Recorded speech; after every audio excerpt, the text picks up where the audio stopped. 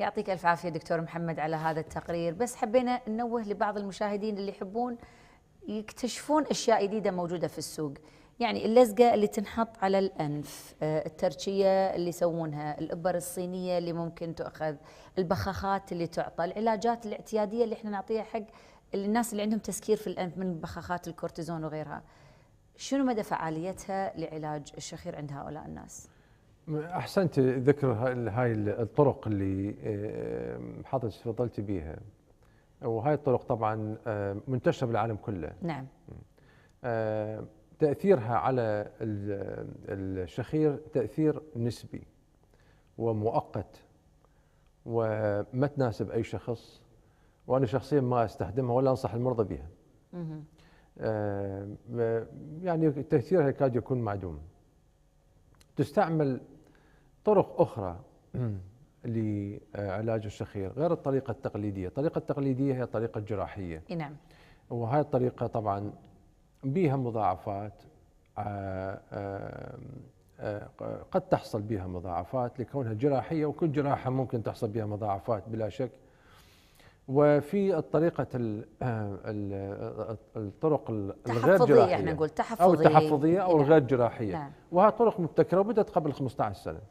تطورت وصلت إلى مرحلة مثل ما قبل كنا نتناقش قبل الحلقة. نعم. بوضع الإمبلانت الموجود اللي هو الدعامات اللي تنحط على أطراف السقف. وهي بدأت من سنوات، ولكن يعني توصلنا إلى طريق علاج للشخير في 10 دقائق بالعيادة وبدون جراحة عن طريق الموجات الراديوية، موجات صوتية،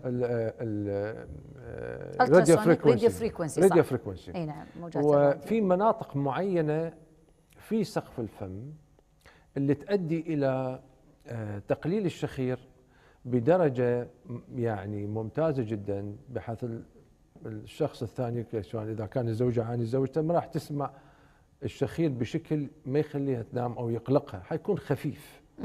في بعض المرضى حوالي 5 إلى 10% يتوقف الشخير، لكن 90% حيكون خفيف، بحيث يفرق أخف حدة، يعني أخف حدة بشكل كبير، بحيث المريض يكون مرتاح جدا ويقدر ينام. للمرضى من الشخير في كل خلال الليل يستيقظون أكثر من مرة، كذا مرة، صح، بسبب الشخير.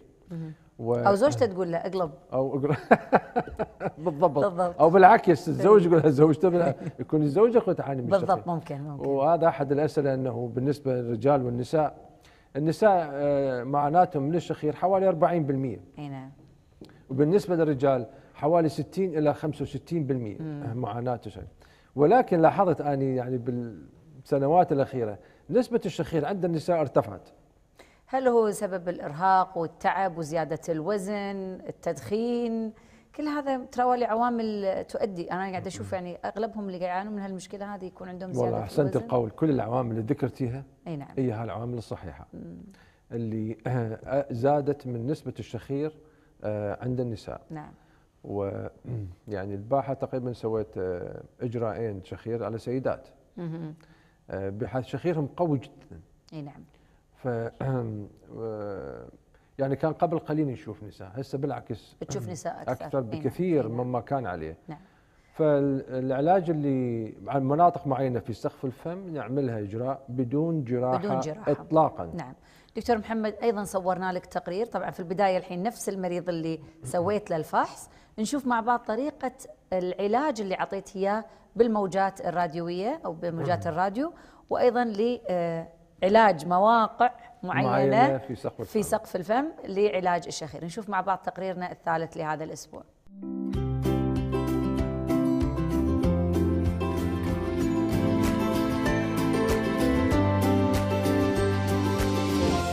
بسم الله الرحمن الرحيم.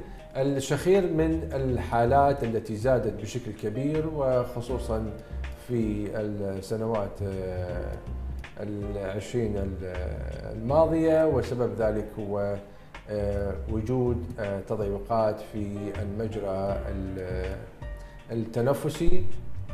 وفي عيادة أنف وأذن وحنجرة هناك علاج حديث ومتطور في علاج الشخير في 10 دقائق تحت التخدير الموضعي وبدون جراحة. هذا هو الشيء المتميز في هذا العلاج، أنه بدون جراحة وتحت التخدير الموضعي. والمريض يقدر يمارس حياته الطبيعية بعد هذا الإجراء. ونلاحظ من هذا المجسم اللي أمامنا هو عبارة عن مقطع في الأنف والفم، ونلاحظ أنه هذا هو سقف الفم، هذا هو اللسان هنا، هذا الفم اللسان، هذا هو سقف الفم، جزء منه عظمي والجزء الآخر اللي هو رخوي. هذا هو الجزء في 80-90% من الحالات اللي يتحرك بشكل سريع في الليل ويسبب الشخير.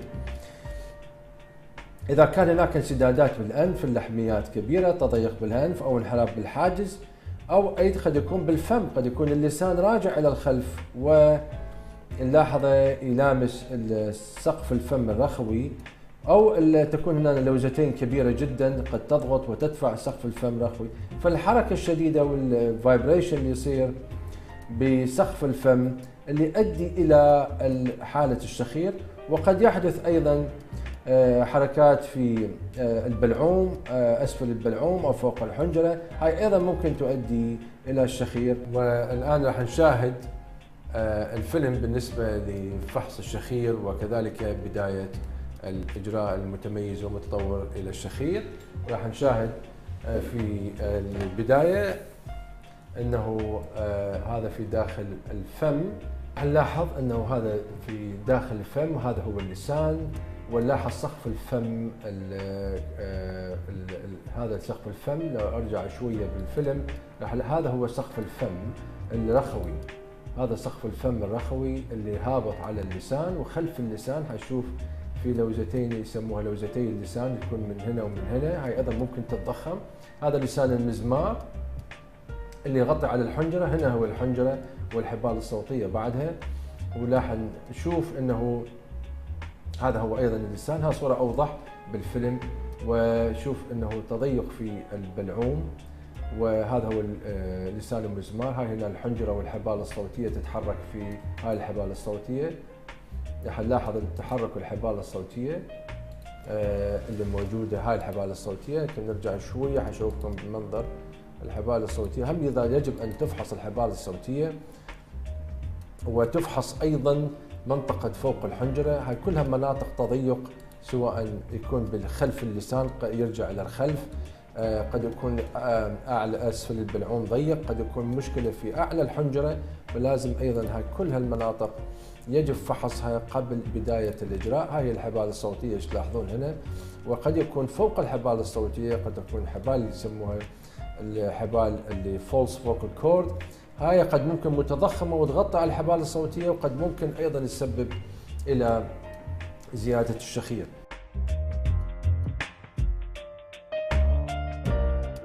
علاج الشخير الحديث والمتطور في 10 دقائق في العيادة وبدون جراحة وتحت التخدير الموضعي، ونتائج هذا العلاج جيدة جدا في التقليل من درجة الشخير بشكل يكون مريح جدا إلى المريض، وتقليل من صوت الشخير بشكل كبير.